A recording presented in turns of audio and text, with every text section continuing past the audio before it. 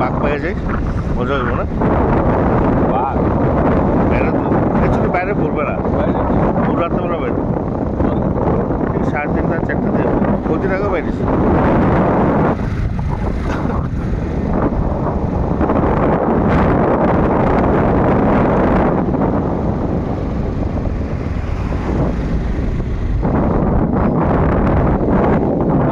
কামাখ্যা মন্দির থেকে বাইরে থেকে রওনা হয়েছে, যাচ্ছে, কিন্তু অল্প আশা মনে নিয়ে চলছে যে একটা যদি বাঘ দেখতে পাই।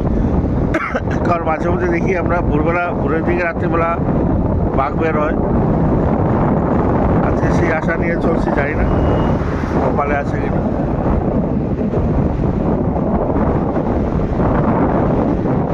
রাত বাজে 12টা। রাত 12টা বেশি হয়েছে এখন। আমরা তো এমন হয়েছে রাত 2টা 2টার সময় গেছি, কিন্তু আমরা পাইনি, সেটা আমাদের ভাগ্য খারাপ। কিন্তু যাদের ভাগ্য ভালো ওনারা পেয়েছে।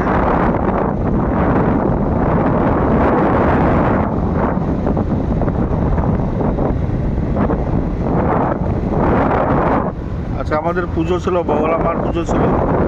পুজো দিয়ে এখন আমি আমার বন্ধু বলাই বাড়ির থেকে রওনা দিয়েছি। তো রাত্রি 12টার উপর বাজে আমরা, তাই ভিডিওটা করছি যাতে যদি কিছু চোখে পড়ে আর কি।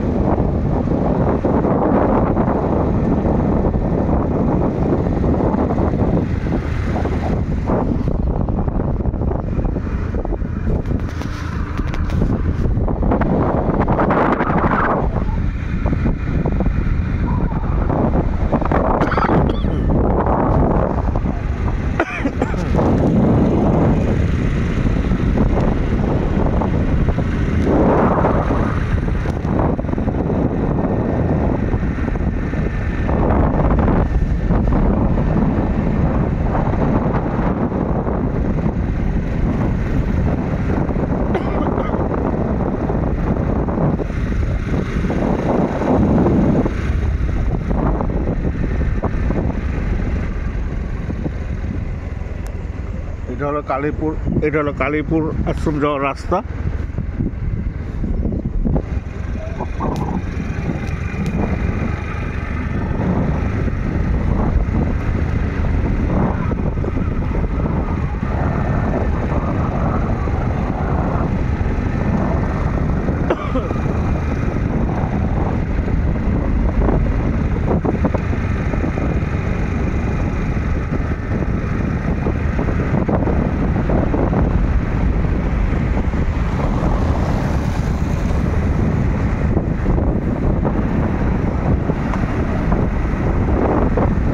সবাই যার যার পুজো দিয়ে বাড়ি যাচ্ছে। রাত্র অনেক হয়ে গেছে, তো তাই রাত্রিবেলায় পূজা যাদের ছিল, কারো বগলা পূজা ছিল, কারো ছিন্নমস্তা কালী বা কালো কালী পূজা, যার যার পুজো ছিল মার মন্দিরে দিয়ে সবাই বাড়ি যাচ্ছে।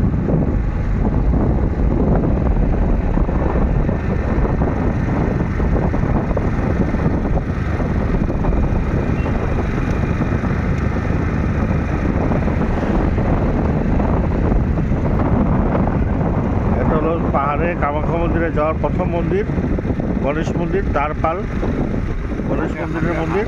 হ্যাঁ, এই মন্দির থেকেই যাওয়া শুরু হয় পাহাড়ে। এখন আমরা নিচের দিকে নামবো।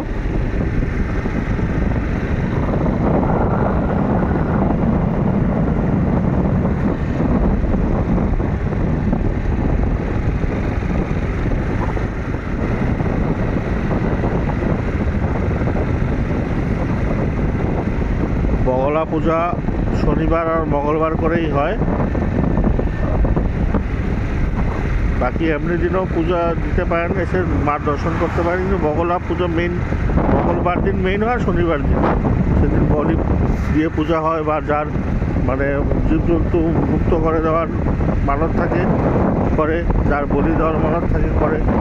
ভোগ টুক সেখানে খেতে পাওয়া যায়। আমরা ভোগ টুক খেয়ে আজকে রওনা দিয়েছি বাড়ির দিকে।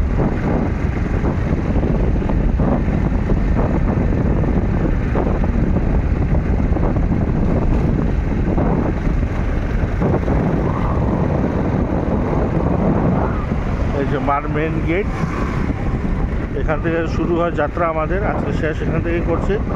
ভিডিওটি ভালো লাগলে কমেন্ট, সাবস্ক্রাইব আর নিশ্চয়ই করবেন। ভালো থাকুন, সুস্থ থাকুন।